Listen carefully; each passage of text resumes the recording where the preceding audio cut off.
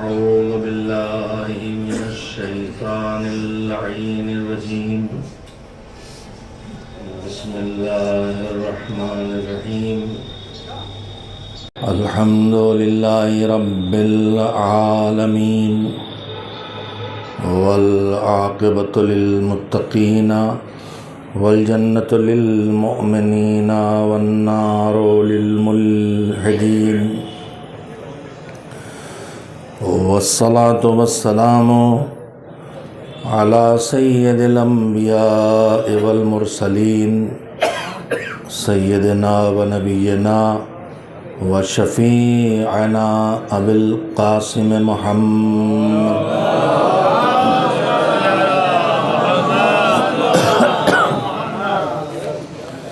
وآل الطيبين الطاهرين المعصومين المظلومين، واللعنة الدائمة الباقية على أعدائهم أجمعين من الآن إلى يوم الدين.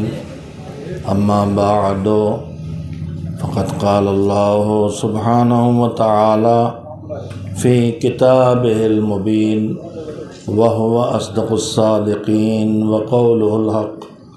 بسم الله الرحمن الرحيم. يا أيها الذين آمنوا استجيبوا لله وللرسول إذا دعاكم لما يحييكم. صلوات بھیجیں محمد وعلى آلہ وسلم.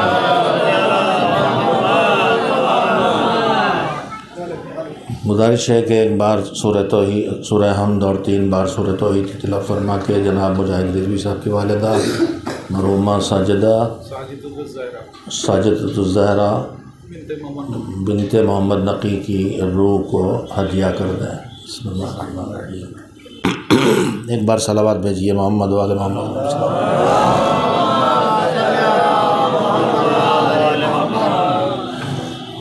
ماہ رجب المرجب کا آغاز ہے. ابتدائی تاریخیں ہیں. آج کا دن بھی جو گزرا ہے ہمارے 10ویں امام حضرت النقی علیہ السلام کی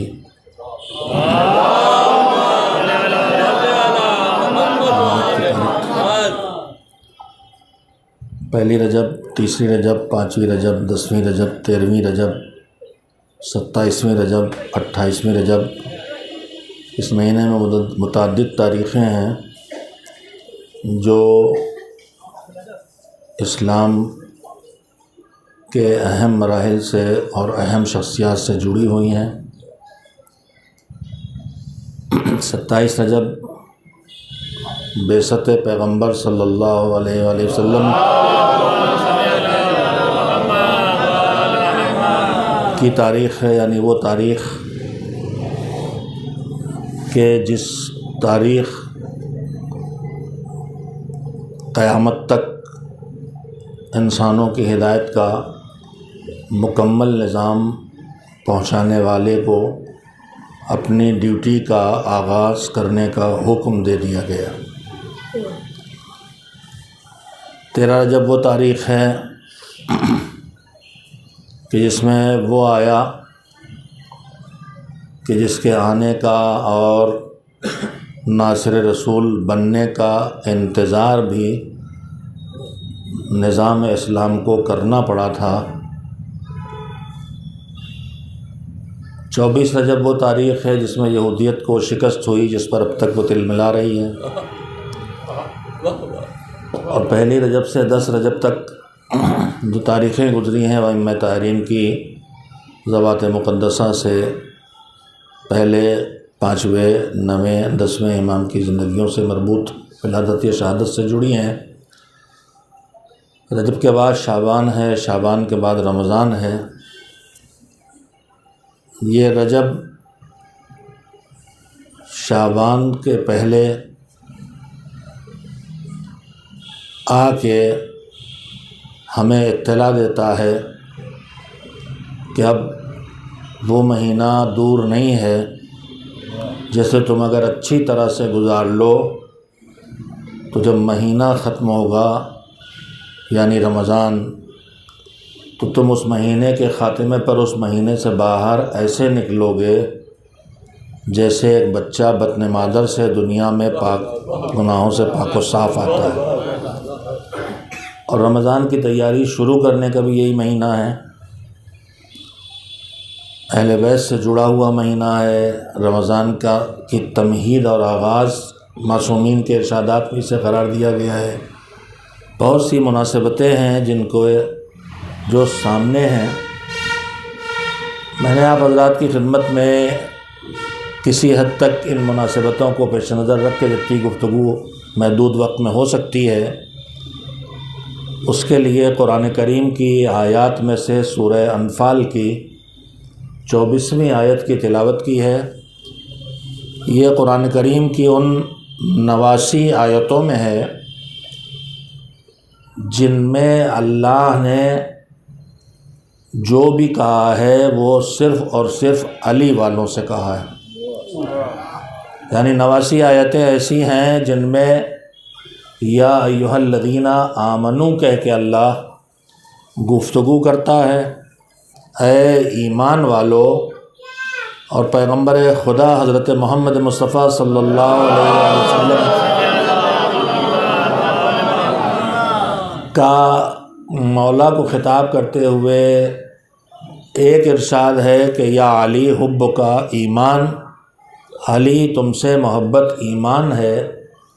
اگر اس آیت کو اور اس حدیث کو جوڑا جائے تو نتیجہ یہ نکلتا ہے کہ علی والا ہی ایمان والا ہے، اور جو ایمان والا ہوگا وہ علی والا ہوگا۔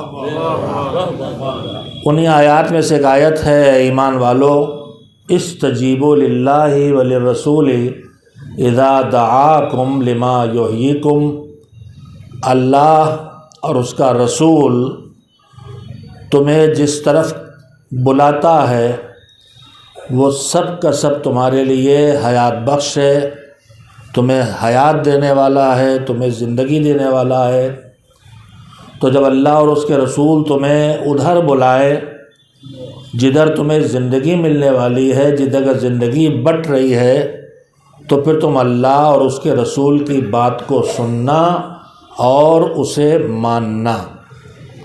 قرآن کریم کی آیت کا ترجمہ میں نے کیا ہے، کوئی روایت نہیں پڑھی ہے۔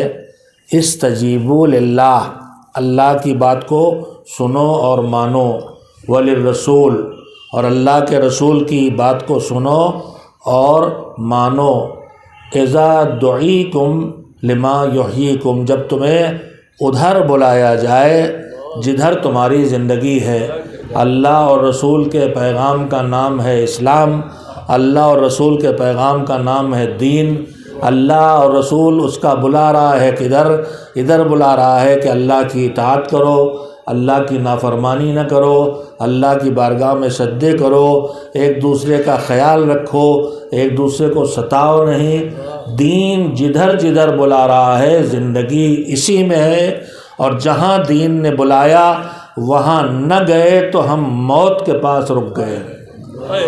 اللہ نے دین کو زندگی کہا ہے، تو اگر ہم دین تک پہنچے تو زندگی تک پہنچے، اور اگر ہم دین تک نہ پہنچے تو یہ آیت کہہ رہی ہے تم موت کے میدان میں کھڑے ہو، تمہارے پاس حیات نہیں ہے، تمہارے پاس زندگی نہیں ہے۔ قرآن اور اللہ اور رسول جس کی طرف بلا رہے ہیں وہ تمہارے لیے زندگی ہے، اور وہ ہے دین۔ میرے عزیزو، ہم آپ ان سچائیوں کو سمجھتے ہیں، ان سچائیوں کو قبول کرتے ہیں فکری اور ذہنی طور پر۔ ہمیں اس سے انکار نہیں ہے کہ دین مکمل ہے، ہم غدیر والے ہیں۔ ہمیں اس سے انکار نہیں ہے کہ دین پورا ہے۔ ہمیں اس سے انکار نہیں ہے کہ ہم دین اسلام کے علاوہ کوئی دین نہیں ہے، ہم قرآن کو مانتے ہیں۔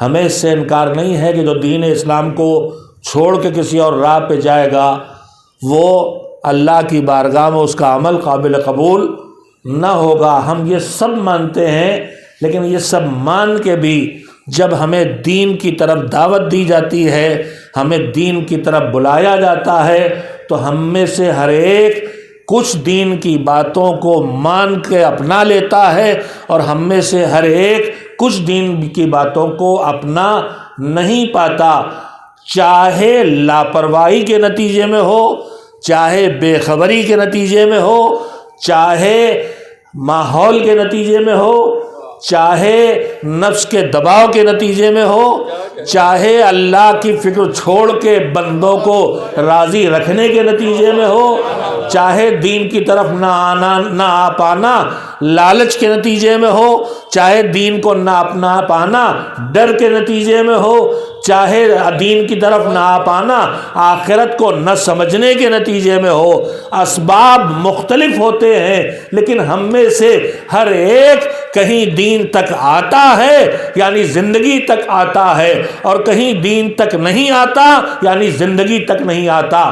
تو آخر اسباب میں نے آپ کے سامنے رکھ دیے۔ اسباب جو دین تک ہمیں نہیں پہنچنے دیتے، ان میں پہلی سبب ایک جہالت اور بے خبری ہوتی ہے۔ ہم میں سے ایک بڑی تعداد ایسے لوگوں کی ہے کہ جو مسلمان ہیں، جو مومن ہیں، جو شیعہ اثنا عشری اپنے کو کہہ رہے ہیں، لیکن دین کے بڑے حصے سے واقف ہی نہیں ہیں کہ دین ان سے کہہ کیا رہا ہے۔ کاروبار کرتے کبھی سوچتے ہی نہیں ہے کہ حلال ہے کہ حرام، حرام آ رہا ہے انہیں پتہ ہی نہیں کہ حرام ہے کہ حلال، سوچا ہی نہیں، انہوں نے بتایا ہی نہیں گیا یا انہوں نے جاننا ہی نہیں چاہا۔ وہ الگ الگ مسائل ہیں۔ تو بے خبری کی وجہ سے یا آخرت سے لاپرواہی، میں اسباب بیان کر چکا، لیکن ان سارے اسباب کا توڑ کہاں پہ ہے کہ جو ان دیواروں کو توڑ کے ہمیں دین تک لے آئے۔ ہم میں سے کوئی نہیں چاہتا کہ ہم جہنمی بنیں، ہم میں سے کوئی نہیں چاہتا کہ ہم عذاب آخرت کا سامنا کرنا پڑے۔ ہم میں سے کبھی نہ کبھی تو ہمیں عذاب آخرت، عذاب قبر، اندھیرا اور قبر کی تکلیفیں اور زحمتیں اور عالم برزخ کی مشقتیں اور آخرت کا درد سب کبھی نہ کبھی تو کانوں میں پڑتی ہے آواز۔ تو اگر جس وقت آواز پڑ رہی ہے اس وقت کوئی ہم میں ایسا ہے کہ جو سوچے کہ کوئی بات نہیں، اس دنیا میں ہم جو کر رہے ہیں کریں گے، جو ہوگا آخرت میں بھگتیں گے؟ ہم میں سے کوئی نہیں چاہتا، اپنی آخرت کو جہنم کو مول لینا نہیں چاہتا۔ ہم بہرحال جہنم سے بچنا چاہتے ہیں، ہم بہرحال جنت تک پہنچنا چاہتے ہیں، ہم بہرحال عذاب خدا سے بچنا چاہتے ہیں، ہم بہرحال اللہ سے اجر و ثواب لینا چاہتے ہیں۔ تو پھر یہ جو رکاوٹیں ہیں یہ کیسے دور ہوں؟ ان رکاوٹوں کو کیسے دور کیا جائے؟ تو یہ بھی ہمیں اسلام ہی سکھائے گا کہ ان رکاوٹوں کو دور کیسے کیا جائے۔ ان رکاوٹوں کو دور کرنے کا طریقہ کیا ہے؟ جب ہمیں نفس دبا رہا ہو کہ رات میں دیر میں سوئے ہیں اور صبح اذان کی آواز آ رہی ہے، نیند کی شدت کہہ رہی ہے پڑے سوتے رہو، اور فریضہ کہہ رہا ہے کہ اٹھو اور نماز پڑھو ورنہ گنہگار ہوگے۔ جب ماہ مبارک رمضان گرمیوں میں آ جائے، دھوپ کی شدت کہہ رہی ہے کھاؤ پیو، اور عقل اور شعور کہہ رہا ہے کہ ماہ رمضان ہے روزہ رکھو، تو یہاں ٹکراؤ پیدا ہوتا ہے کہ نہیں پیدا ہوتا؟ تو اب یہاں نفس غالب نہ ہو، یہاں ہمارے خواہشات غالب نہ ہو، یہاں ہمارے رسم و رواج غالب نہ ہو، یہاں ہمیں فکر دنیا غالب نہ ہو۔ اس کا کوئی راستہ اسلام نے بتایا ہے کہ نہیں؟ تو میرے عزیزوں وہی راستہ اپنانا ہوگا جو راستہ اس دور کے بے دینوں کو دین کی راہ پر لانے کے لیے پیغمبر نے اپنایا تھا۔ ذرا سے توجہ دی، جو بات عرض کرنا چاہتا ہوں، سرور کائنات حضرت محمد مصطفیٰ صلی اللہ علیہ وآلہ وسلم جن لوگوں کو دین کی طرف لے آئے وہ کتنے بیہڑ تھے۔ ہم لوگ بگڑ کے بھی اتنے بگڑے نہیں ہیں۔ آج پوری دنیا میں بگاڑ اور بے حساب بگاڑ ہے۔ کتنے ملک ہیں جہاں قانونی طور پر ابھی خبر آئی ہے فرانس میں اللہ نے جو خون کے سگے رشتے بنائے ہیں، ان سگے رشتوں کے درمیان بھی انہوں نے جس کا لفظ وہ شادی کہہ رہے ہیں جو حرام کاری ہے اسے قانونی بنا دیا ہے۔ جنسی روابط کے لیے سڑک پہ بھی کوئی اعتراض نہیں ہے۔ سمندروں کنارے چلے جائیے، اوریانیت ہی اوریانیت ہے۔ اتنی بے حیائی اور بے غیرتی کے باوجود میں پھر عرض کر رہا ہوں، یہ بگڑی ہوئی دنیا بھی اتنی بگڑی نہیں ہے جتنی دور پیغمبر بگڑی تھی. بہت بگڑی دنیا ہے. مگر پھر بھی آپ دیکھیے کہ پوری دنیا میں نماز جمعہ ہوتی ہے اور اس نماز جمعہ میں لوگ آتے ہیں، مگر کہیں آپ نے دیکھا کہ کوئی پھیری والا آ گیا ہو لاؤڈ اسپیکر لگائے ہوئے کہ آئیے صاحب کھجور 10 روپے کلو، کھجور 10 روپے کلو، جو 100 روپے بک رہی وہ 10 بیچ رہا ہے. تو نماز جمعہ چھوڑ کے بھاگ گئے ہوں لوگ کہ کھجور سستی مل رہی لے لیں. بگڑے مسلمانوں بھی دیکھنے کو نہیں ملے گا، مگر عصر پیغمبر کے مسلمانوں کی سیرت سورہ جمعہ بتا رہا ہے کہ پیغمبر کے پیچھے کھڑے ہیں اور اس کے بعد اذا رأوا تجارتاً او لہوا انفضوا الیہا. خالی کاروبار نہیں، خالی سڑک پہ بندر نچانے والا آ گیا. تو پیغمبر کے پیچھے، آپ کے میرے پیچھے نماز نہیں پڑھ رہے ہیں، پیغمبر کے پیچھے نماز پڑھ رہے ہیں، مگر ان کا حال یہ ہے یہ مسلمان ہونے کے بعد اتنے بگڑے ہیں کہ اذا رأوا لہوا تجارتاً او لہوا، اگر یہ کوئی کاروبار یا کوئی کھیل کود انہیں مل جائے لانفضوا الیہا، تو آپ کو چھوڑ کے ادھر بھاگ جاتے ہیں، آپ اکیلے کھڑے رہ جائیے تو یہ تو گئے کمانے اور کھیلنے. بگڑے ہیں مگر ہم کم بگڑے اب بھی. اچھا اور سنیے، اتنی عریانیت ہے مگر کہیں آج تک کسی بھی عبادت گاہ میں، مسجد تو چھوڑیے، ہمارے حرم تو چھوڑیے، ہمارے اتباعات عالیات چھوڑیے، وہاں کے تو مولین کیا درجہ روحانی ہے.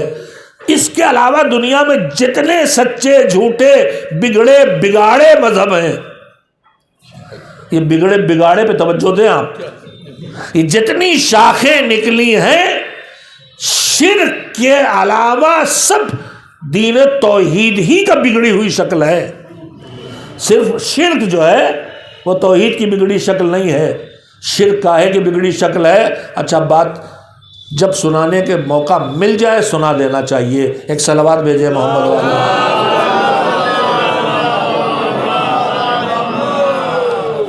یہ جو شرک آیا اور بت پرستی آئی ہے، بت پرستی جو آئی ہے اس کی تاریخ اہل علم یہاں تشریف فرمائے، پڑھنے والے بھی ہیں، آپ نے پڑھا ہوگا کہ جناب نوح کی طوفان کے بعد زمین پر نہ کفر باقی تھا، نہ شرک، نہ ظلم، نہ ستم. اچھے لوگ بچے تھے تھوڑے سے جنہیں جناب نوح بچا کے لائے تھے. مگر یہی اچھے لوگ پھر جب ان کی نسل پھیلی تو انہی میں پھر سے بت پرستی اور شرک اور نہ جانے کیا کیا آ گیا جو ہم سب دیکھ رہے ہیں. جناب نوح کے بعد سے آج تک کی تاریخ پچھلی امتوں کی، اور پھر اپنی خود پیغمبر کے دور سے آج تک کی تاریخ دیکھ رہے کیا کیا برائیاں میں آ گئی. ان بدترین گناہوں میں سب سے پہلی چیز ہے شرک، اللہ کے توحید سے انکار. یہ شرک آیا کیسے؟ تھوڑی سی اس کی تاریخ پڑھیں.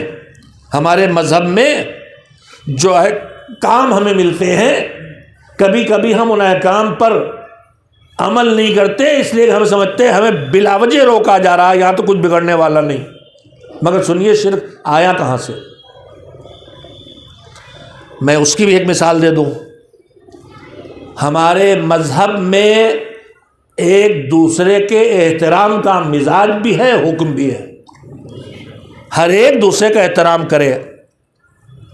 ایسا نہیں کہ خالی چھوٹے بڑے کا احترام کریں، بڑے بھی چھوٹے کا احترام کریں. یہ مذہب ہمیں یہ سکھاتا ہے. اور اسی لیے اس میں دکھاتا ہے، مذہب میں دیکھیں جو نظام سلام مثلا بنایا گیا ہے کہ معاشرے میں سلام کا نظام کیا ہے، تو کوئی پہل کرے گا. ایسے تو عام حکم یہ ہے کہ پہل کرو سلام میں، اور جو بازی مال لے جائے بڑا حصہ اسی کا.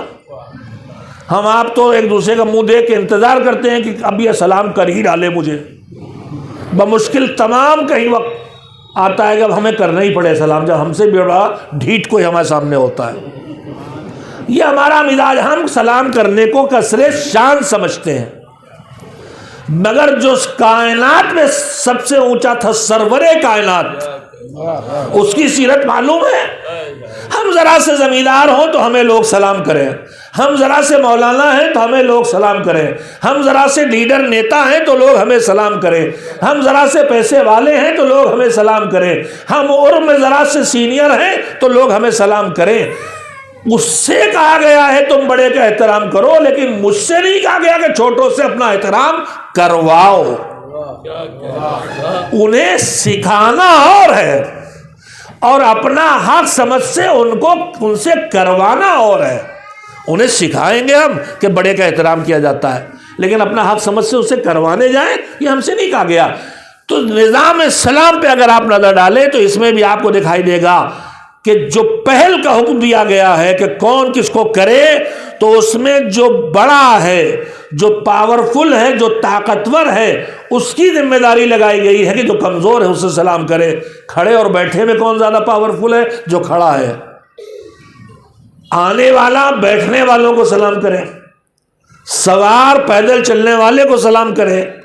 اگر آپ پورے نظام پہ نگاہ ڈالیں گے تو طاقتور کمزور کو سلام کرے۔ یہ مذہب ایک دوسرے کے خیال رکھ کے جینے کا مذہب ہے، اور ایک دوسرے ہی کا خیال نہیں، پوری کائنات کا خیال رکھ کے جینے کا مذہب ہے۔ ہم تو ایک دوسرے کا خیال رکھنے میں نہ جانے کتنا چوک جاتے ہیں، مگر جن معصومین سے ہم نے یہ مذہب پایا ہے، جنہوں نے ہم کو مذہب سمجھایا ہے، ان سے ان کی سیرت بھی اور ان کا عمل بھی دونوں بتاتے ہیں مخلوق کے خدا کا خیال رکھ کے جینا سیکھو۔ ہم آپ اکثر گاڑیوں پہ چلتے ہیں، موٹر سائیکل پہ، ایک آپ ادھر سے آ رہے ہیں ہم ادھر سے آ رہے ہیں، آپ کار سے ادھر سے آ رہے ہیں ہم ادھر سے آ رہے ہیں، وہیں سلام دعا کی اور رک کے کھڑے ہو کے باتیں کرنے لگے۔ ادھر بھی ٹریفک رکا ہے، ادھر بھی ٹریفک رکا ہے۔ اسے بھی سمجھا جاتا ہے اپنے بڑے ہونے کی نشانی۔ اگر کہیں کسی نے پیچھے سے ہارن بجا دیا تو تیوروں سے دیکھیں گے، دیکھتے نہیں ہو میرے یہاں کس کا جھنڈا لگا ہے میری گاڑی پہ مثلا۔ تو یہ سب ہماری کمزوریاں ہیں۔ مگر میرے عزیزو، مذہب ہم سے کیا کہہ رہا؟ اس وقت ہم کار پہ موٹر سائیکل پہ ہوتے ہیں جو کوئی زندہ چیز نہیں ہے۔ وہ دور معصومین کا تھا جس میں سواری کے لیے اونٹ ہے یا گھوڑا۔ کس امام کا واقعہ، مجھے امام کا نام تو یاد نہیں رہ گیا، لیکن واقعہ یقینی ہے۔ امام نے دیکھا کہ آپ کے دو چاہنے والے، ایک ادھر سے اونٹ پہ آ رہا تھا ایک ادھر سے، اور وہ رک کے آپس میں باتیں کرنے لگے۔ اونٹ روک لیے اور کھڑے اسی اونٹ پہ بیٹھے بیٹھے باتیں کرنے لگے۔ تو امام نے ان کو دیکھا، جب تھوڑی سی دیر گزری تو امام نے کہا دیکھو یہ اونٹ سواری ہے تمہاری، جب تمہیں رات طے کرنا ہے تو اس پہ بیٹھو، اگر تمہیں رک کے باتیں کرنا ہے تو اس کا حق یہ ہے کہ اس پر سے اتر کے باتیں کرو۔ اس کا حق پامال کر رہے ہو کہ تم اس پہ بیٹھے ہوئے ہو اور اسے روک کے تم باتیں کر رہے ہو۔ یہ مذہب کتنا حساس ہے، یہ مذہب اتنا حساس ہے کہ ہم سے کہتا ہے کہ کہیں ٹھہرا ہوا پانی اگر ہے تو اس میں تمہیں پیشاب نہیں کرنا ہے۔ کیوں؟ اس لیے کہ اس میں بھی اللہ نے وہ زندہ وجود رکھے ہیں جن کو تمہارے اس عمل سے تکلیف ہوتی ہے۔ تو یہ مذہب تو ایک دوسرے کا خیال رکھ کے جینے کا مذہب ہے، مگر ہم اس طرف خود کو اکثر نہیں پہنچا پاتے۔ تو بات نکلی، میں عرض کر رہا تھا کہ شرک کہاں سے آ گیا۔ شرک اس طرح سے آیا کہ جناب جو کے انتقال کے بعد ان کے ساتھ جو اچھے لوگ جنہیں جناب مون نے منتخب کیا تھا ان کی نسل چلی، تو ان کی نسل والوں نے اس لیے کہ انہیں بھولنے نہ پائیں اپنے بزرگوں کو، ان کی تصویریں بنائیں۔ تصویریں بنانے کے بعد کچھ دنوں کے بعد ان کو لگا کہ خالی تصویروں سے پوری یاد نہیں آتی، اور جنہوں نے ان کو دیکھا ہے وہ گزر جائیں گے تو ان کے خد و خال بھی بھول میں آ جائیں گے، لہذا ان کے بت بنا ڈالے۔ یاد رکھنے کے لیے تصویر بنائی پہلے، پھر بت بنا ڈالے۔ پوجا کرنے کے لیے نہیں کیا تھا، صرف ان کو یاد رکھنے کے لیے۔ یاد رکھنے کے لیے آتے تھے، ان کے سامنے کھڑے ہوتے تھے اور احترام کے ساتھ ان پر نگاہ ڈالتے تھے۔ میرے عزیزو، ہم ابھی آپ سے عرض کر رہے تھے کہ مذہب کے احکام میں ہم جھگڑے کرنے لگتے ہیں، لیکن ہمیں پتہ نہیں چل پاتا کہ مذہب کے ایک معمولی سے حکم پر عمل کر کے ہم کتنے بڑے نقصان سے بچے ہیں. میں اس کی ایک مثال دے رہا ہوں اس کے ذریعے. ماں باپ اپنے بزرگوں کے احترام میں تصویریں بنائی، اپنے بزرگوں کے احترام میں پھر ان کے بت بنا ڈالے. پھر جب نسلیں بڑھتی گئیں تو اگلی نسلوں کو یہ پتہ نہیں رہ گیا کہ ان کے یہ نہ ہمارے خدا ہیں نہ ہمارے رازق ہیں، یہ کچھ نہیں ہے، یہ ہمارے بزرگ ہیں جن کی یادگار کے طور پر ہمارے بزرگوں نے تصویریں اور بت بنائے تھے، مجسمے بنائے تھے، اور ان کے یاد رکھنے کے لیے ان کے سامنے آتے تھے. اور اس کے بعد دھیرے دھیرے وہ جذبہ احترام پرستش سے بدل گیا. اس طرح شرک وجود میں آیا. میں عرض کیا کرنا چاہتا ہوں، اللہ نے ہم سب سے کوئی اجازت، ماحول دیا، مزاج دیا، ایک دوسرے کے احترام کے ساتھ جیو. احترام کے بے شمار طریقے ہیں جو ہم آپ اپنا سکتے ہیں. مثلا کوئی یہاں بزرگ آیا، کوئی عالم آیا، کوئی شاعر آیا، کوئی بزرگ آیا، ہم بیٹھے اٹھ کے کھڑے ہو جاتے ہیں احترام کے لیے. کوئی آتا ہم لیٹے اٹھ کے بیٹھ گئے، بیٹھے کھڑے ہو گئے، کھڑے تھے اٹھ کے چل پڑے. احترام کے نہ جانے کے اتنے طریقے ہیں. ہاتھوں کو بوسہ دھونا، گلے ملنا، پیشانی چومنا، ذرا سے جھکنا، سینے پہ ہاتھ رکھنا. جس طریقے سے بھی اظہار احترام ہو سکے مذہب اس کی اجازت دیتا ہے. لیکن احترام کے، اظہار عظمت کے، اظہار تعظیم کے دو طریقوں پر پابندی لگاتا ہے. ایک رکوع اور ایک سجدہ.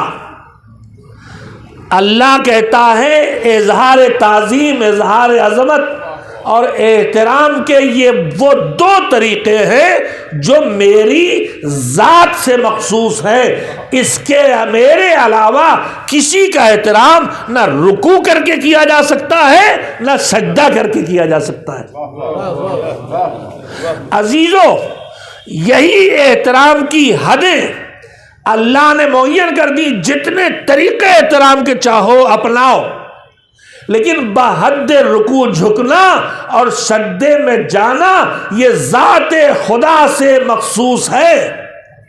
مذہب اس پر اس لیے پابندی لگا رہا ہے کہ کل نسل نوح کی عطا حشر دیکھ چکا ہے کہ یاد رکھنے کے لیے جو تصویریں بنائی گئی تھی وہی تصویریں مجسمہ سازی تک پہنچی، اور جو احترام کے لیے خالی آ کے کھڑے ہوتے تھے اور تھوڑا سے سر جھکاتے تھے وہی شدت احترام سجدوں سے بدل گیا اور شرک وجود میں آ گیا. ایک صلوات بھیجے محمد و آل محمد.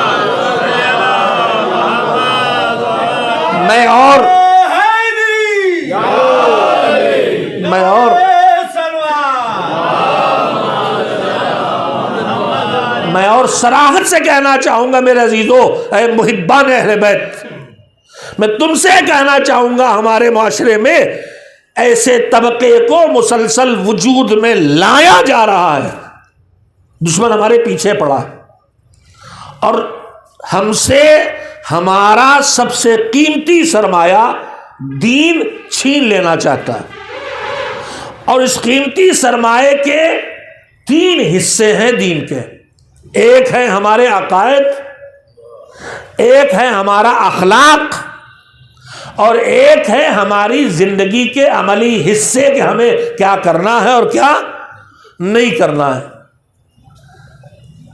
اللہ کے بنائے ہوئے اس نظام میں جس کا نام دین ہے، اس کے تین حصے ہیں. آپ احکام دین پر نظر ڈالیں تو کچھ کا تعلق ہمارے عقائد سے ہے، کیا مانو کیا نہ مانو، شرک نہیں، توحید ہے، عدالت کا اقرار کرنا ہے، اس امامت، نبوت، قیامت، ساری چیزیں. دوسری طرف نماز واجب ہے، روزہ واجب ہے، سود حرام ہے، شراب حرام ہے، احکام ہے عملی ہماری عملی زندگی سے جڑے ہوئے. اور تیسری چیز اخلاق، ہمارا اخلاق. غیبت بری چیز، حسد بری چیز، کینہ بری چیز، ایک دوسرے کے لیے محبت اچھی چیز، ایک دوسرے کا احترام اچھی چیز، دوسرے کا خیال رکھ کے جینا اور ایثار کرنا اچھی چیز. تو ہمارے یہ تین حصے دین کے. دشمن ہمارے پیچھے پڑا ہے. اس نے ہمارے اوپر دو تدبیریں پہلے اپنائی. توجہ دیں گے میری باتیں، مجھے اندازہ ہے کہ عام طور پر میں بھی اتنی خشک مجلس نہیں پڑھتا ہوں، دوسرے تو نہیں پڑھتے ہی ہیں، لیکن بہرحال ایک ضروری باتیں ذہن میں آتی ہیں تو انہیں کہنا چاہتا ہوں میرے عزیزو۔ ایک صلوات بھیجیں محمد و آل محمد، اللہ کرے میں آپ تک پہنچا سکوں۔ یہ جو ہمارے معاشرے میں جوان ضد میں آ کے احکام مذہب کی مخالفت کر رہے ہیں کہ ہم تو بارگاہ امام میں جائیں گے تو سجدہ ضرور کریں گے، ہم جائیں گے تو جھکیں گے رکوع کے حد تک ضرور امام زمانہ کے نام پہ یا زیارت میں ان کی خدمت میں عرض کرنا چاہتا ہوں کہ احکام مذہب کو چھوڑ دینے جو نقصانات ہیں آپ انہیں محسوس کریں۔ دشمن ہمارے پیچھے پڑا ہوا ہے، اس نے صدیوں سے تینوں کوششیں کی ہیں، ایک ہمارا عقیدہ ہم سے چھیننے کی، ایک ہمیں بے عمل بنانے کا، اور ایک ہمارے اخلاق کو بگاڑنے کا، اور ان تینوں کے لیے مختلف تدبیریں کرتا ہے۔ اس نے سب سے پہلا حملہ ابھی جو ماضی قریب میں دشمن نے جب پیترے بدل کے جمہوریت جب آئی پوری دنیا میں، بنی امیہ، بنی عباس اور اس کے بعد کے سلطنتوں کی تدبیریں اپنی جگہ، اب یہ جو پوری دنیا میں ایک جمہوریت کا نظام قائم ہوا اور یورپ میں بالادستی قائم کی اور امریکہ نے، انہوں نے ہمارے خلاف جو مہم شروع کی، پھر سے انہوں نے پیچھے کی صدیوں کی تاریخ کو پڑھا، اور ان حکومتوں نے ہمارے ائمہ کے دور میں اور غیبت کے دور میں شیعہ عقائد کو بگاڑنے کے لیے، شیعہ اخلاق کو بگاڑنے کے لیے اور شیعہ حیات، طرز حیات اور عملی زندگی میں انہیں بے دین بنانے کے لیے جتنی تدبیریں ہوتی تھیں انہیں پڑھ کے انہیں نئی شکل میں ہمارے درمیان بھیجنا شروع کیا ہے۔ میں اس کا ایک نمونہ آپ کو سناؤں، انشاءاللہ آپ میری بات سے متفق ہوں گے۔ ابھی 150-200 سال پرانی ایجاد ہے بنام وہابیت اسلام میں، مسلمانوں کے درمیان وہابی کیا کرتا ہے؟ توحید توحید توحید کے نعرے لگاتا ہے، اور توحید کے نام پر ہر چیز جسے اسے الگ کرنا ہے، کنارے لگانا ہے، اس کے لیے 3 لفظوں میں سے ایک لفظ استعمال کرتا ہے، یہ شرک ہے، یہ کفر ہے، یہ بدعت ہے۔ اس کا اصل نشانہ توجہ دے دشمن کا، دین شروع ہوتا ہے توحید سے، دین کا آغاز توحید سے ہوتا ہے، لیکن دین کی بقا کا نظام کہاں سے ہے؟ مجلسیں آپ سنتے رہتے ہیں، دین کی بقا کا نظام پیغام غدیر سے ہے، ولایت سے ہے۔ دین چلتا ہے توحید سے، دین بچتا ہے ولایت سے۔ ہمارا دشمن ان دونوں کا دشمن ہے۔ اس نے پچھلی صدیوں میں وہابیت ایجاد کی، اس نے ولایت پہ حملے کے لیے توحید کے نام پر وہابیت کا ہوا کھڑا کیا، توحید کے نام پہ۔ ہم نے کہا اہل بیت محمد و آل محمد علیہ السلام شفاعت کریں گے، انہوں نے کہا شرک۔ ہم نے کہا پروردگار تجھے محمد و آل محمد علیہ السلام کا واسطہ ہمارے گناہوں کو معاف فرما دے، ہم نے توسل کیا، انہوں نے کہا شرک۔ ہم روضے پہ گئے زری کے پاس، ہم نے وہاں کھڑے ہو کے ان کا واسطہ ہو کے کر کے دعا دی، انہوں نے کہا بدعت، یا شرک یا کفر یا بدعت۔ 3 باتیں آپ سنتے آئے ہیں مسلسل۔ یہ ہمارے مسلمان بھائی نہیں ہیں، یہ صرف وہ ایک مخصوص فرقہ ہے، بار بار نام لینے کی ضرورت بھی نہیں رہے گی۔ میں توجہ دینا حاصل کرنا چاہتا ہوں آپ کی، یہ فرقہ ایجاد کیا گیا ولایت پر کو مٹانے کے لیے۔ کیوں؟ ولایت کو مٹا دیا جائے گا تو دین خود سے مٹ جائے گا، اس لیے کہ محافظ توحید ولایت ہے، جس کا ثبوت تاریخ میں تفصیل سے بیان کرنے کی گنجائش نہیں ہے، مگر ثبوت میں آپ کو سنا دوں۔ یزید نے پہلے سال حسین کو شہید کیا، دوسرے سال مدینہ تاراج کیا، تیسرے سال مکے پہ حملہ کیا۔ مدینہ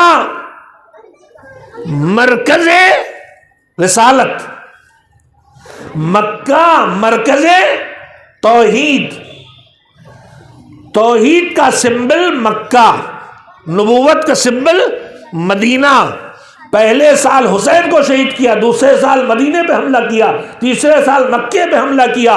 یزید اصل میں حسین کا دشمن نہیں ہے، یزید اصل میں توحید و نبوت کا دشمن ہے، مگر اسے پتا ہے کہ جب تک امامت کی سپر موجود ہے نہ نبوت کا کچھ بگڑ سکتا ہے نہ توحید کا کوئی نقصان پہنچایا جا سکتا ہے۔ اس لیے دشمن ہمیشہ ولایت کے پیچھے پڑا رہا۔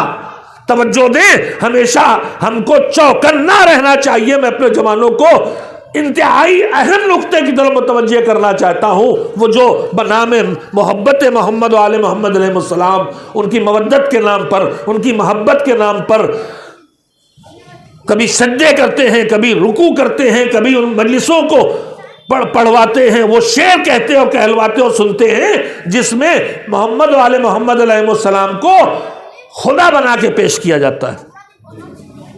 وہ نادانی میں کر رہے ہیں، مگر دشمن دانستہ پیچھے پڑا ہے۔ توجہ دیں، ابھی تک دشمن نے چال چلی ولایت کو مٹانا ہے تو بنام توحید حملہ کرو۔ ولایت، توسل، شفاعت، روضہ سازی، روضوں پہ جانا، یہ سب کیا ہے؟ انہوں نے کہا یہ توحید کے خلاف ہے۔ تو اس نے ولایت کو ختم کرنے کے لیے توحید کا سہارا لیا۔ توجہ دے، جتنی کوشش کر سکا کر ڈالی، مگر وہ کسی ایک ولایت والے کو توحید کے نام پہ بگاڑ نہ سکا۔ میں جملے پورے اطمینان سے کہہ رہا ہوں، پوری تاریخ پڑھ ڈالیے، ہم میں سے کوئی نکل کے نہیں گیا ان کا شکار ہونے۔ کسی جگہ ہم میں کوئی ایک تاریخ میں ڈھونڈے نہیں ملے گا کہ جس نے تشیع کو چھوڑ کے یہ وہابیت کی مذہب کو اپنا لیا ہو، کوئی ایک تاریخ میں ڈھونڈے نہیں ملے گا۔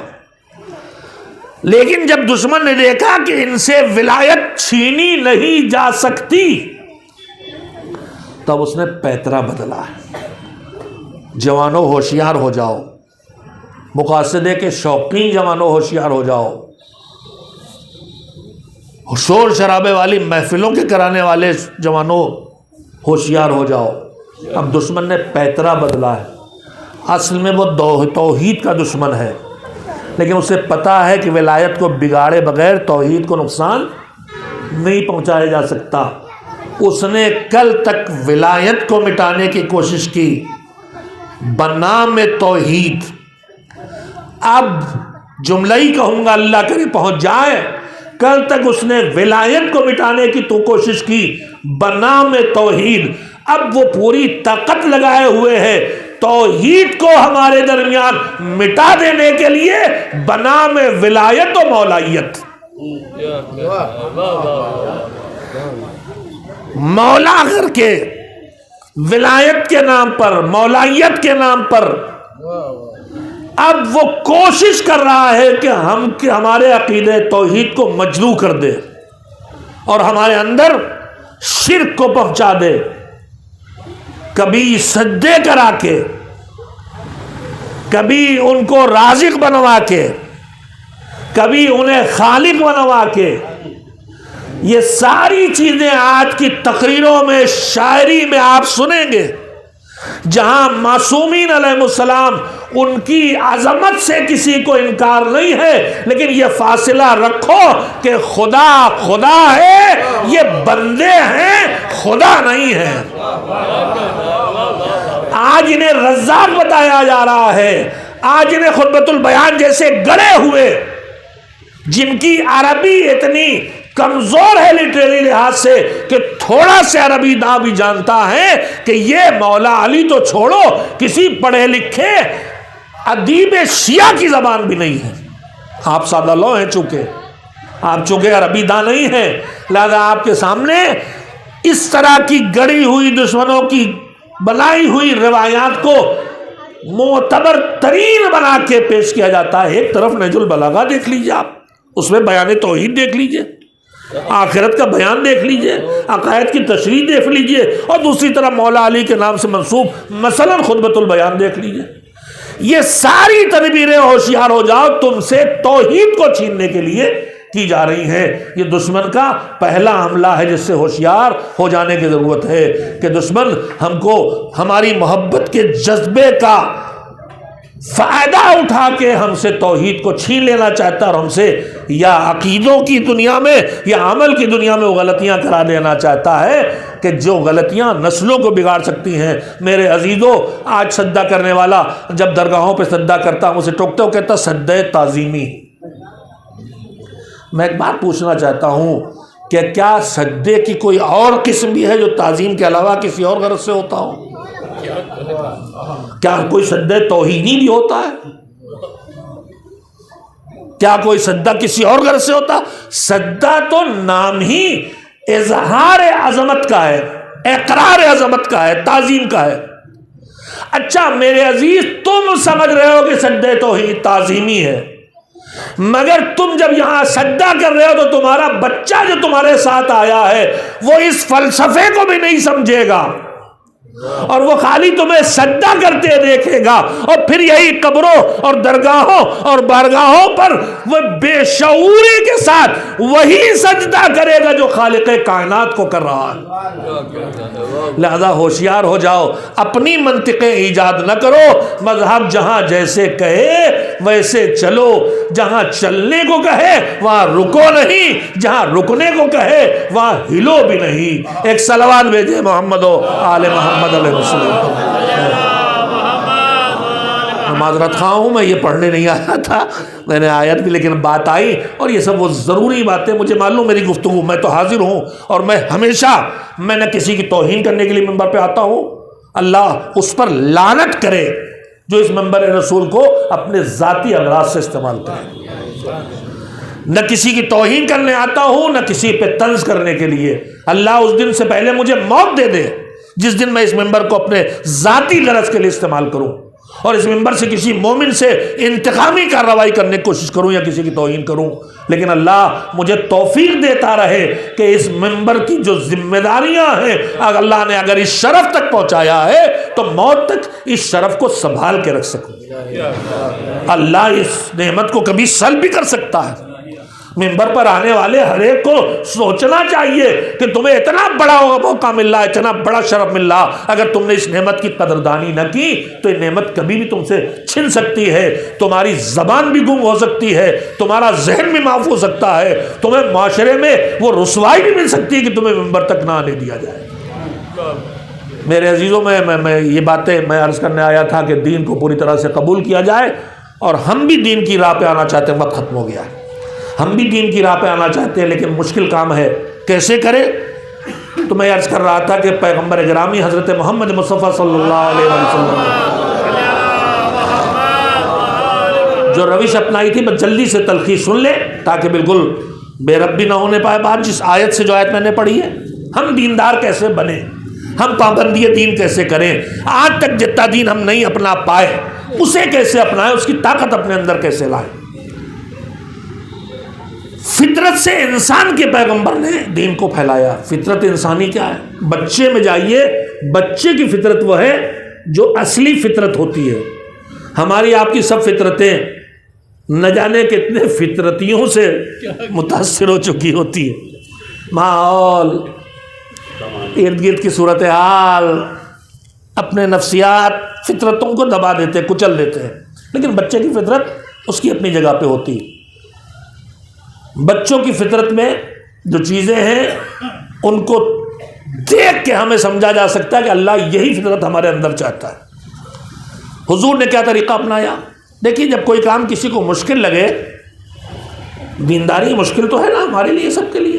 صبح جھاڑو لوٹ کے نماز پڑھنا، گرمیوں میں روزہ رکھنا، کمائی کی محنت کے پیسے سے 20واں حصہ نکال دینا، سب مشکل کام ہے مشکل کام، آسان نہیں ہے. تو پھر اس مشکل کو آسان کیسے بنایا جائے؟ حضور نے طریقہ کیا اپنایا؟ اللہ کا ڈیزائن کیا ہوا طریقہ. اس کی مثال بچے کی فطرت سے لے لیں. بچہ ہمارا 4 سال کا ہو گیا، اب ہمیں اسے اسکول بھیجنا ہے، مکتب بھیجنا ہے. بچے شوق سے اپنے گھر میں اگر بڑے بھائی بہن ہیں ان کو پہلے جاتے ہیں، پہلے ہی تیار ہو جاتے ہیں. لیکن ایک آدھ ہوتا ہے جس سے نہ جانے کیا ہے کہ وہ کسی وجہ سے بھی خوفزدہ ہو جاتا ہے، جانے پہ تیار نہیں. بچہ اسکول جانے پہ تیار نہیں. مکتب جانے پر تیار نہیں. ہم نے کہا جا بیٹا چلے جاؤ. نہیں مانتا. تو اب ہم پہلی تدبیر یہ کرتے ہیں کہ چلو اچھا تمہیں چاکلیٹ دلاتے ہیں. اسکول چلو گے چاکلیٹ دلائیں گے. اسکول جاؤ گے نیا والا بیگ لا دیں گے. اسکول جاؤ گے وہ تم جو کھلونا کہہ رہے تھے وہ خریدوا دیں گے. ہم اسے اس کے سامنے تذکرے شروع کرتے ہیں ایسی باتوں کے کہ جن کے پانے کا شوق اس کے دل میں پیدا ہو اور وہ شوق وہ مشکل کام اس سے کروا دے اسکول جانے کا. مگر کہیں کہیں بعض بچے ہوتے ہیں جن پر شوق اثر نہیں کرتا, انہوں نے کرنا چاہیے ہمیں, مگر ہم تو نہیں جاتے. تو اب ہمارے درمیان دوسرا طریقہ رائج ہے کہ ہم کہتے ہیں اچھا اسکول نہیں جاؤ گے تو سب کے کپڑے بنے تمہارے نہیں بنیں گے. اسکول نہیں جاؤ گے تمہیں کوٹھری میں بند کر دیں, کوٹھریاں میں بند کر دیں گے. اسکول نہیں, اب جھوٹ موٹی صحیح, اسکول نہیں جاؤ بہت پٹائی کریں گے. اسکول نہیں جاؤ گے ناشتہ نہیں ملے گا. اس نے کہا نہ دے, بند کر دے کوٹھری, ہم تو نہیں جاتے. اسے پتہ ہی ہے ہمیں نہیں کھلائیں خود کہاں کھائیں گے. کہیں کہیں شوق ہی بے اثر نہیں ہوتا, خوف بھی بے اثر ہو جاتا, ڈرتے ہی نہیں, جو کرنا ہو کر لیا, ہم تو نہیں جاتے, نہیں جائیں گے. تو شوق بھی ناکام ہو گیا, خوف بھی ناکام ہو گیا. اب ایک آخری راہ بچتی ہے ہم لوگوں کے پاس. ماں باپ بیٹھتے ہیں, دیکھو بیٹا اسکول نہیں جاؤ گے, جاہل رہو گے, گنوار رہو گے, محلے میں کھیلو گے, بگڑ جاؤ گے, خراب لڑکے بنو گے. سب لوگ کہیں گے دیکھو فلاں کا بیٹا ہے جاہل ہے, فلاں کا بیٹا اسکول نہیں جاتا, فلاں کا بیٹا ہے نالائق ہے. اب یہ کوئی ایسا تذکرہ جس سے اس کے دل میں کوئی شوق پیدا ہو, یا کوئی ایسی بات ہے جس سے اس کے دل میں خوف پیدا ہو نہ. اب یہ باتیں کیا ہیں؟ یہ باتیں یہ ہیں کہ بچے کے دل میں جو ماں باپ کی محبت ہے اس محبت کو ہم جگا کے چاہتے ہیں کہ محبت اسے اس مشکل کام کو کروا دے جو یہ نہیں کرنا چاہتا. ماں باپ کی محبت اسے کہے گا اچھا آپ بدنام ہوں گے تو ہم جاتے ہیں اسکول پڑھیں گے, ہمارا تو دل نہیں چاہ رہا لیکن لوگ آپ کو برا بھلا کہیں گے یہ ہمیں اچھا نہیں لگتا, ہم جائیں گے اسکول جائیں گے. تو 3 مرحلے ہیں کسی مشکل کام کو کروانے کے. کسی سے بھی شوق پیدا کرنا, خوف پیدا کرنا یا محبت کی مدد لینا. سرور کائنات حضرت محمد مصطفیٰ صلی اللہ علیہ وآلہ وسلم نے جب عالم انسانیت کو مکتب اسلام پہ لانا چاہا تو انہوں نے یہی 3 مرحلے اپنائے. وقت تفصیل کا نہیں, سمیٹ کے جملے کہہ رہا ہوں. حضور نے انسانوں کو دین کی مشکل تک پہنچانے کے لیے جو مشکل کو راہ آسان کی وہ 3 تدبیریں تھیں. جنت کی نعمتوں کا تذکرہ کیا تاکہ شوق کے جنتی نے دین کی طرف لے آئے. جہنم کی مشکلوں کا تذکرہ کیا تاکہ خوف جہنم انہیں دین کی طرف لے آئے. لیکن جب دیکھا کہیں شوق بھی ناکام ہو رہا ہے, کہیں خوف جہنم بھی کامیاب نہیں ہو رہا ہے, تو محبت اہل بیت ان کے دلوں میں پہنچا دی تاکہ یہ محبت انہیں ان کی بدنامی سے بچانے کے لیے انہیں کھینچ کے دین کی طرف لے آئے. بس عزیزو, اگر تمہیں خوف جہنم نہیں ہے کہ ائمہ تو ہیں ہماری شفاعت کر لیں گے, تمہیں شوق جنت پانے کا یقین ہے کہ صدیقہ تو ہے جہنم سے نکال کے جنت تک پہنچا دیں گی, لیکن اس کے باوجود تمہیں دیندار بننا چاہیے, تمہیں اچھا انسان بننا چاہیے, تمہیں نمازی اور روزے دار بننا چاہیے. جنت و جہنم کا معاملہ نہیں ہے, بات ان کی محبت کے تقاضوں کی ہے. اگر ان سے محبت ہے تو اس کے تقاضے یہ ہے کہ جو انہوں نے کہا ہے وہ پورا کرو. وہ انہیں خوف تھا کہ کہیں ایسا نہ ہو, اسی لیے کہہ گئے کونوا لنا زینا ولا تکونوا علینا شینا. دیکھو ہمارے لیے زینت بننا, ہمارے لیے عیب نہ بننا. تمہیں دیکھ کے دیکھنے والے کہیں کہ یہ علی کا شیعہ ہے, یہ نہ ہو کہ کہیں ایسے ہی علی کے شیعہ ہوتے ہیں گالیاں بکنے والے, ایسے ہی علی کے شیعہ ہوتے ہیں ایک دوسرے کو پھنسانے والے, ایسے ہی علی کے شیعہ ہوتے ہیں جھوٹے وعدے کرنے والے, ایسے ہی علی کے شیعہ ہوتے ہیں وعدہ خلافی اور خیانت کرنے والے, ایسے ہی علی کے شیعہ ہوتے ہیں. یہ نہ ہو کہ دیکھو یہ علی کا شیعہ ہے سچا ہے, یہ علی کا شیعہ ہے امانت دار ہے, یہ علی کا شیعہ ہے ایماندار ہے, یہ علی کا شیعہ ہے وعدے کا پکا ہے, یہ علی کا شیعہ ہے کسی کو ستاتا نہیں ہے, یہ علی کا شیعہ ہے یہ خود کو کچلتا ہے لیکن دوسرے کسی کو کچلنے نہیں دیتا. اور یہی پیغام ہمارے سامنے معصومین کی سیرت کا بھی ہے, اور یہی پیغام ان شہداء کا ہے جن کی شہداء کا خون صرف اس لیے زمین تک پہنچا تھا کہ اس خون سے وہ لا الہ الا اللہ کو اس طرح لکھ دینا چاہتے تھے کہ جو دلوں پہ نقش ہو جائے، اور عصر عاشور سے صبح قیامت تک جس کا اثر ذہن و دل و دماغ اور زندگی پر باقی رہے۔ دین کے لیے کیسی کیسی عظیم قربانیاں دینے والے کربلا میں جمع ہوئے۔ جہاد مردوں کا کام ہے، مگر کربلا میں جو جذبہ ہے وہ خالی مردوں میں نہیں دکھائی دے رہا، قربانی کا برابر سے دکھائی دے رہا ہے۔ حسین کے لشکر میں جو کل تعداد 72 کی ہے، اس 72 میں 90 سال کے بوڑھے بھی ہیں، 6 مہینے کا کم سن بھی ہے۔ سب کے اندر ایک جذبہ ہے۔ بوڑھا تیار ہوتا ہے تو پیشانی پر جو کھال لٹک آئی ہے اسے سمیٹ کے پٹی باندھتا ہے مسلم ابن اوسجا۔ اب بچے کے لڑنے کا وقت آتا ہے تو غش میں پڑے ہوئے اصغر بدن کی پوری طاقت لگا کے خود کو جھولے سے گرا دیتا۔ ہر ایک جذبہ قربانی میں سرشار ہے اور شہید ہونے کے لیے آیا ہے۔ نہ یہاں مرد و زن کی قید ہے، نہ جوان اور بوڑھے کی۔ حسین کے چاہنے والوں میں میں نے تذکرہ کیا جناب مسلم ابن اوسجا، 90 سال سے زیادہ عمر، قاری، حافظ، عبادت گزار، محب اہل بیت، کمر جھک چکی ہے، لہذا لڑنے کے لیے سیدھے کھڑے ہونے کے لیے کمر پہ کپڑا باندھا ہے، پیشانی کے سے کھال آنکھوں پہ لٹک آئی ہے، اس لیے لڑنے کے لیے پیشانی کی کھال سمیٹ کے پیشانی میں پٹیاں باندھی ہیں۔ صبح عاشور حسین کے خیموں میں نماز تمام ہوئی تھی کہ لشکر یزید سفارہ ہو گیا، اور ابن سعد نے تیر کمان میں جوڑ کے اعلان کیا کہ گواہ رہنا پہلا تیر میں پھینک رہا ہوں۔ بس ہزاروں کمانداروں کے کمانوں میں ہزاروں تیر ایک ساتھ لگے، اور سب کا رخ خیام حسینی کی طرف، جس میں زینب ہے، جس میں ام کلثوم ہے، جس میں رباب ہے، جس میں سکینہ ہے۔ ایک مرتبہ انصار حسین نے اس پورے منظر کو دیکھا، اس پورے ماحول کو دیکھا، اور اس کے بعد آپس میں طے کر لیا فوراً کہ جب تک ہم میں سے کوئی ایک بھی زندہ ہے، ایک تیر ان خیموں تک نہ پہنچنے پائے۔ کیسے روکیں گے؟ جسموں کی دیوار بنا کے، جسموں کی دیوار بنا کے کھڑے ہو گئے، بازو سے بازو پیوست کر کے کھڑے ہو گئے۔ ہزاروں تیر سنسناتے ہوئے ادھر سے آ رہے ہیں، کچھ کو تلواروں سے کاٹا، کچھ کو ڈھالوں پہ روکا، مگر کہاں ہزاروں ہاتھوں کے پھینکے ہوئے تیر اور چند ہاتھوں سے روکے جانے والے، کچھ تلواروں سے کٹ گئے، کچھ ڈھالوں پہ رک گئے، مگر تیر تو سنسناتے ہوئے بڑھ رہے ہیں۔ لہذا کچھ تیر گلے پہ روکے، کچھ تیر سینوں پہ روکے، کچھ تیر بازوؤں پہ روکے۔ ارے روکتے روکتے کچھ گرتے شروع ہوئے، شہید ہونا شروع ہوئے، کچھ زخمی ہو کے گرے، کچھ شہید ہو گئے۔ جب تیر بارانی رکی تو حسین کے لشکر کا بڑا حصہ انصار کا یا شہید ہو چکا تھا یا زخمی تھا۔ ان زخمیوں میں حبیب محمد مسلم ابن اوسجا بھی ہیں۔ مسلم ابن اوسجا بدن میں بھی کچھ طاقت باقی ہے، لہذا بدن کی طاقت سمیٹ کے مولا سے اجازت لے کے میدان جنگ میں پہنچے، لڑے، چند دشمنوں کو اور واصل جہنم کیا، زخمی ہو کے زمین پر گرے، آخری سلام کر کے مولا کو پکارا۔ حسین مجاہد، بوڑھے مجاہد کے سرانے پہنچے، ساتھ میں حبیب بھی پہنچ گئے۔ مسلم کے بھی دوست ہیں، حسین کے بھی دوست ہیں۔ حسین نے سر اٹھا کے مسلم کا اپنی گود میں رکھا، پہلو میں حبیب بیٹھ گئے۔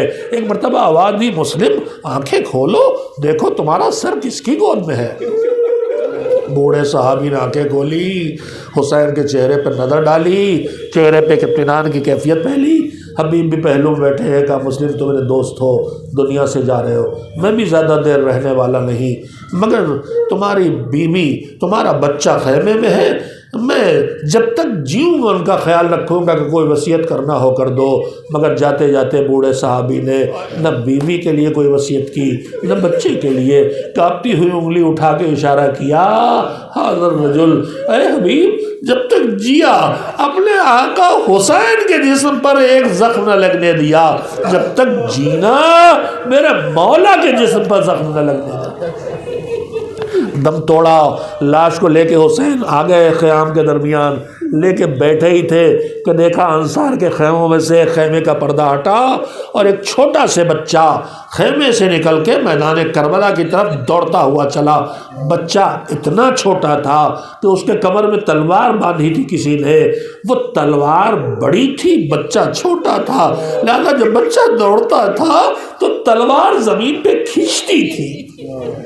نلے سے دوڑتے بچے کو دیکھ کے حسین تڑپے، انصار سے کہا دوڑ کے جاؤ، روکو روکو، اگر یہ ان تک پہنچ گیا تو اس کی کمسینی پہ رحم نہ کھائیں گے۔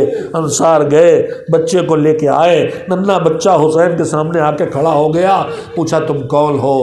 کم بابا آقا، جس بوڑھے صحابی کا جنازہ آپ کا سر آپ کی گود میں رکھا ہے، میں اسی مسلم کا بیٹا ہوں۔ کہا تیرا ارادہ کیا ہے؟ سنیے جملہ، سنیے جملہ۔ کہا آقا حسین آپ کی تنہائی دیکھی نہیں جاتی، اس لیے میں جاؤں گا، لڑوں گا آپ کے لیے۔ حسین نے کہا بیٹا تیرا باپ شہید ہو گیا، تو ابھی بہت کم سن ہے، تجھ پہ جہاد واجب نہیں، جا خیمے میں واپس جا، تیری ماں ہے، اس کے دل کا سہارا بن جا۔ اس نے ہاتھ جوڑے، آقا جس اماں کے لیے مجھے آپ واپس بھیج رہے ہیں اسی اماں نے تو مجھے اسلحہ لگا کے یہاں بھیجا ہے۔ حسین پھر بھی تیار نہیں ہوتے، ایک مرتبہ پھر خیمے کا پردہ ہٹا، سر پہ چادر ڈالے، ایک خاتون نکلی، آواز دی مسلم مرد تھے لڑکے شہید ہو گئے، میں خاتون ہوں، میں جہاد کرنے نہیں جا سکتی، میری طرف سے اس قربانی کو قبول کر لیں۔ ہائے حسین کی مظلومیت، ارے گود کے پالوں کو بھی قربان کرنے میں مائیں تیار ہیں تاکہ حسین رہ جائیں، مگر وہ وقت بھی جلدی آ گیا جب سوکھے گلے پہ خنجر چل رہا تھا، پہلو سے ماں تڑپ تڑپ کے آواز دے رہی تھی، میرے لال ذبح کیا تھا، ذبح کیا تھا، مگر تجھے تو پیاسا مار ڈالا، اے کاش شب قطرے پانی دے دیتے، ماں کے سامنے پیاسا ذبح نہ کرتے۔ وَسَيَعْلَمُ الَّذِينَ ظَلَمُوا أَيَّ مُنقَلَبٍ يَنقَلِبُونَ أَلَا لَعْنَةُ اللَّهِ عَلَى الْقَوْمِ الظَّالِمِينَ اللهم تقبل منا إنك أنت السميع العليم۔ ماتم حسین۔